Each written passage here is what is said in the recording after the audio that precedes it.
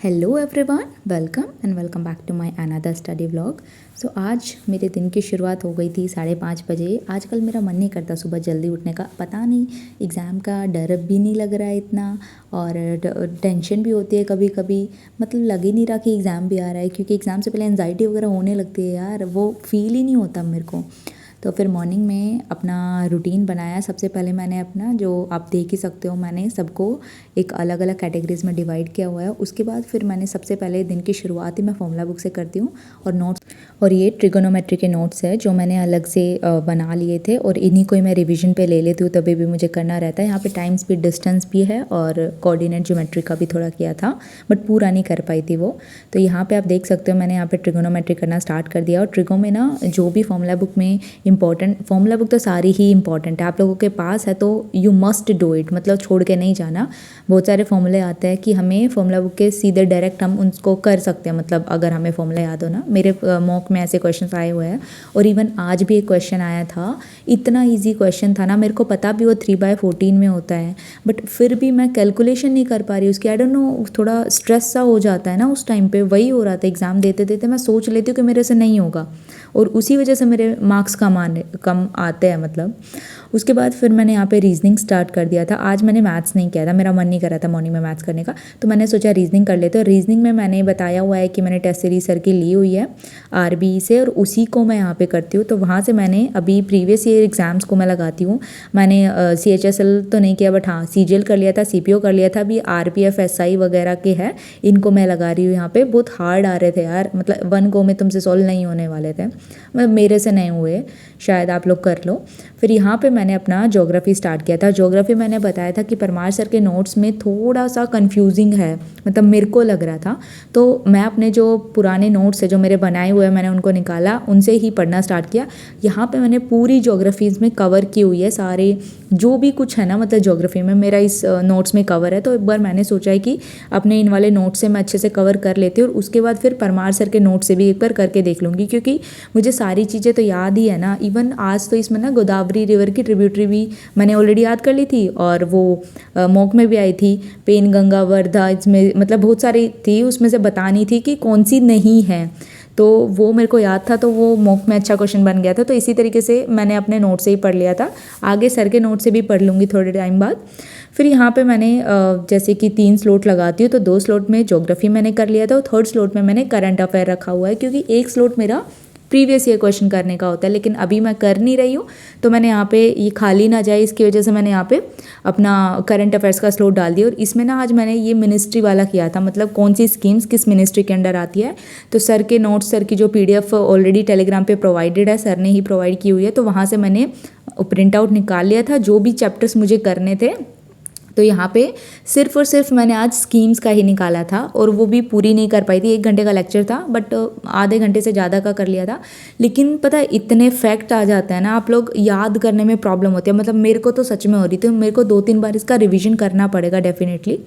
फिर जैसे ही वो हो गया था, मैं थोड़ा रिलैक्स करना चाह रही थी, बट फिर देखा कि सर का वीडियो सर ने अपलोड किया है, आदित्य रंजन सर ने, बहुत टाइम बाद अपलोड कर रहे हैं, क्योंकि अभी कुछ CGL प्रोटेस्ट वगैरह में चल रहा था।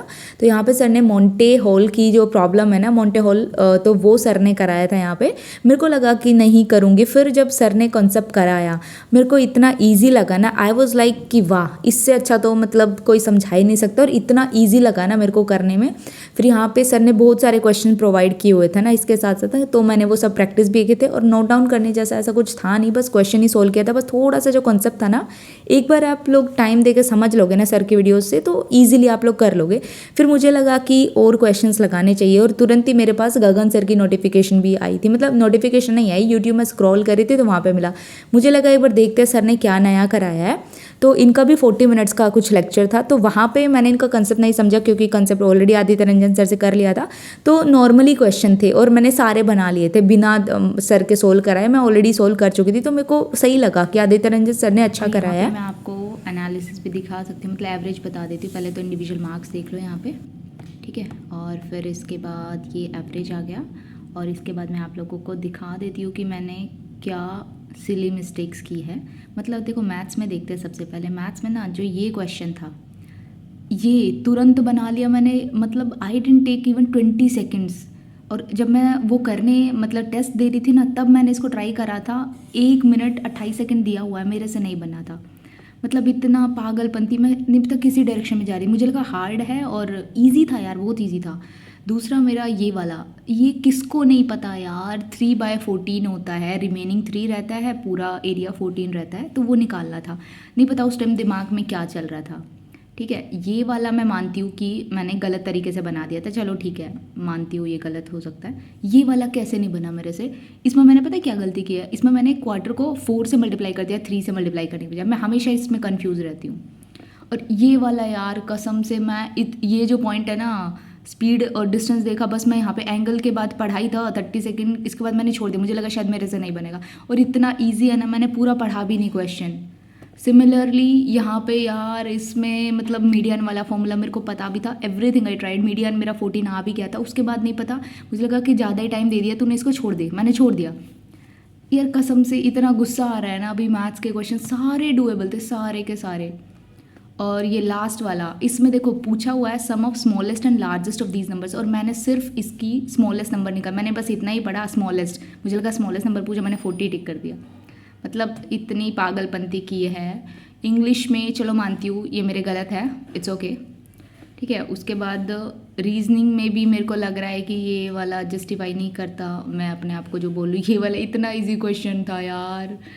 ऐसे ही सारे क्वेश्चंस थे। जनरल अवेयरनेस में माना एक क्वेश्चन मेरा गलत है, और इसमें भी क्या गड़बड़ी किया मैंने, फाइनेंस कमीशन ऑफ स्टेट पूछा गया, मतलब पंचायत का। तो पंचायत में कौन गवर्नर अपॉइंट करता है ना, और मैंने इसमें प्रेसिडेंट लगाया है। चलो कोई नहीं यार, धीरे धीरे ट्राई करूँगी कि अगली बार ऐसी सिली मिस्टेक्स ना करूँ। ईजिली स्कोरिंग था, मतलब 150 आप आराम से कर सकते हो अगर आपकी अच्छी प्रिपरेशन है तो।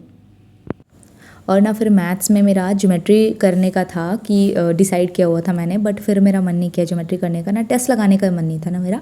तो फिर मैंने सोचा कि चलो देखते अब क्या यूट्यूब पे नया आ रहा है, बहुत दिन से मैं नहीं देख रही हूँ कि कितने कैसे क्वेश्चंस आ रहे हैं कैसे नहीं। तो मैंने सोचा आदित्य रंजन सर ने एक मॉक टेस्ट अपलोड किया हुआ था, मैंने बस उसी को देखा। मैथ्स में सिर्फ इन्हीं को फॉलो करती हूँ अभी तक जितना भी है, क्योंकि अलग अलग टीचर से जाके तुम मिलोगे, मतलब उनके यूट्यूब चैनल से कनेक्ट करोगे, कनेक्ट कर लो, that's a good thing, but मतलब वही एक चीज़ इनसे पढ़ के फिर दूसरा पढ़ना, उनकी स्ट्रैटेजी अलग रहती है, कुछ तरीके से कुछ अलग क्वेश्चन सोल्व कराते हैं। तो इससे अच्छा कि एक ही टीचर को देखो तुम लोग।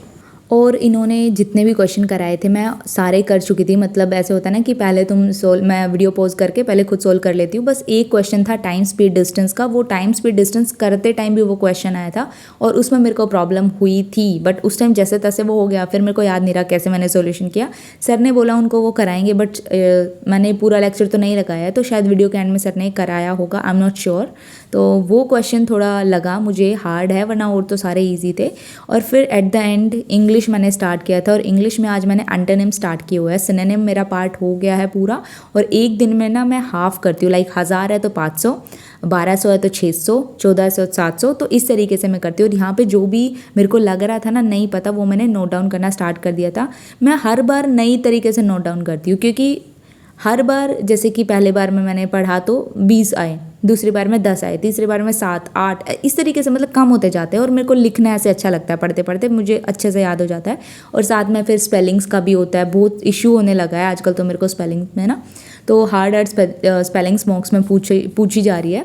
तो वहाँ से मेरे को लगा कि थोड़ा स्पेलिंग भी करना है, तो जल्दी से मेरा जैसे ही ख़त्म हो जाएगा फिर मैं स्पेलिंग का ही स्टार्ट करने वाली हूँ उसमें। और फिर बस आज के लिए मैंने इतना ही करा था, और यहाँ पे मेरा टारगेट भी हो जाता है। So thank you so much.